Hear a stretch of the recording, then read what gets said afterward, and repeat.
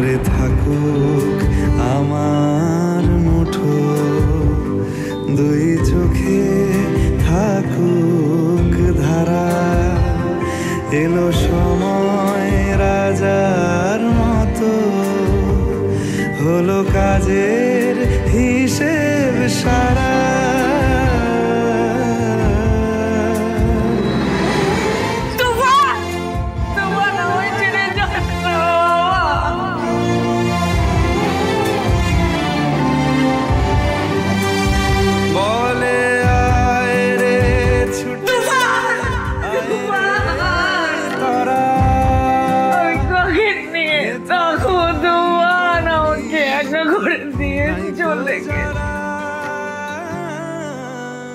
এটাকে শেষ ভেবো না মোহনা। তোমার প্রত্যেকটা পাপের হিসেব তোমাকে সুদে আসলে ফেরত দিয়ে তোমাকে শেষ করি, তারপর আমি শান্তি পাবো।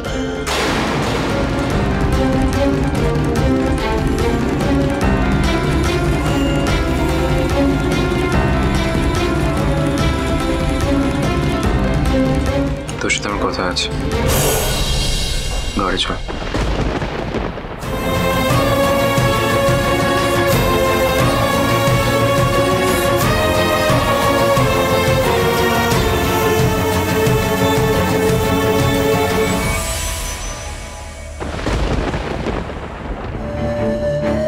না না, আমার ওই জায়গাটা মানে যেখানে গুলিটা চালানো হয়েছে ওইখানকার সিসিটিভি ফুটেজ চাই। দরকার হলে আমি পুলিশের সঙ্গে কথা বলবো। আমি ওখানকার একজন উইটনেস, আমার সামনে হয়েছে সবটা।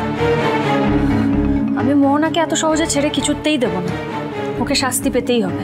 তার জন্য যা দরকার হয় আমি সেটা করব। শুভ প্লিজ, তুই এসব ঝামেলার মধ্যে পড়িস না। থানা, পুলিশ, খুন খারাপি এসবের মধ্যে পড়িস না শুভ। আর এখন তুফানকে নিয়ে মাথা ঘামিয়ে কি লাভ বলতো? কি লাভ তোর এসবের জন্য? আমরা বাড়ির সবাই কিন্তু পুলিশি ঝামেলায় পড়ে যাব। আর তুই ভুলে যাস না, তুই কিন্তু প্রেগনেন্ট। এবার নিজের সন্তানের কথা ভাব। তোমরা ভুলে যাও না যে তুফানও কারোর সন্তান, তুফানেরও একজন মা আছে। আমি একজন মা হয়ে আরেক মায়ের কষ্ট এভাবে কি করে এড়িয়ে যাই বলো তো? আর তাছাড়া তুফান তো এই পরিবারেরই একজন, আদির নিজের ভাই। এই পরিবারের কারুর সঙ্গে এত বড় অন্যায় হবে আর আমি কিচ্ছু বলবো না? যার জন্যে তুফানেরা যেই অবস্থা হলো তাকে শাস্তি পেতেই হবে। আমি মোহনাকে কিছুতেই ছাড়বো না।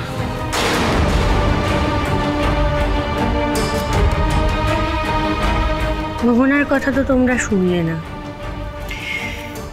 আলটিমেটলি কিন্তু সবাই নিজেদের রক্তের কথাই ভাবে, শুধুমাত্র তোমরাই ভাবছো না। তার মধ্যে মাও এখন বাড়িতে নেই। দেখো তোমরা কি করবে। আরে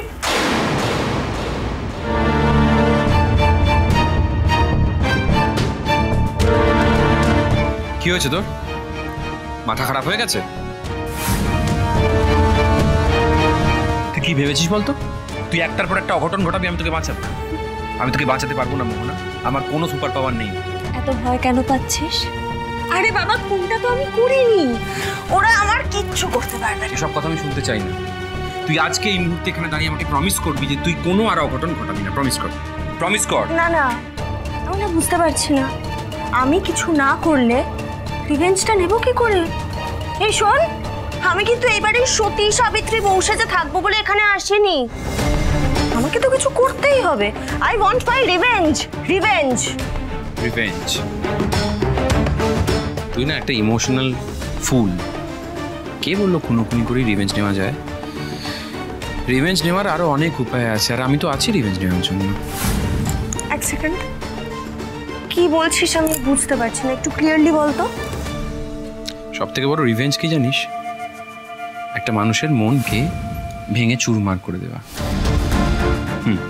তুই আদ্রিতকে ফিজিক্যালি হার্ম করে আদ্রিত আর শুভলক্ষ্মীর উপর রিভেঞ্জ নিতে চাস। আমি বলছি উল্টোটা।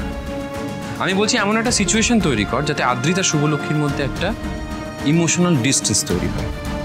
এমন একটা ডিস্টেন্স যাতে পাশাপাশি থেকেও ওরা একে অপরকে ঘৃণা করে সারা জীবনের মতো।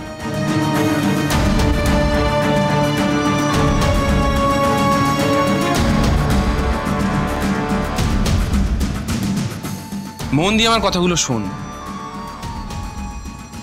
এই যে আদ্রিতার শুভলক্ষ্মীর ভালোবাসা, গল্পের পাতায় লিখে রাখার মতো ভালোবাসা, এই ভালোবাসাকে যদি আমরা ঘৃণায় পরিণত করতে পারি তাহলেই তো হবে আসল রিভেঞ্জ, তাই না?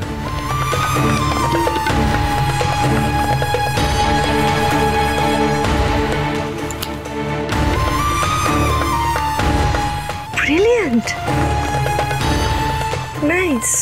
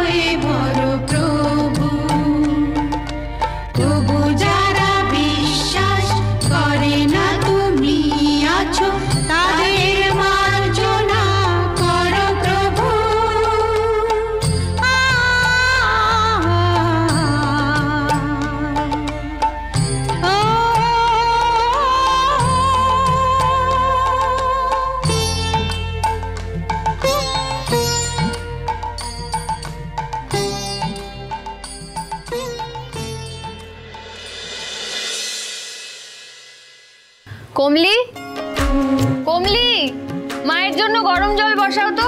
আজকে মায়ের গাটা ভালো করে স্পঞ্জ করে দেবো।